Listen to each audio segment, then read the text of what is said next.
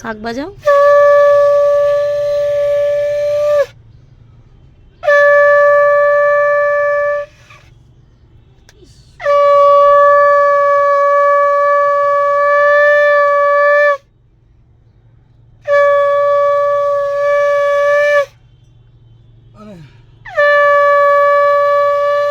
দুই বাবাকে দু হাতে খাচ্ছে, দুদিকে শর্টে হয়ে যাবে না?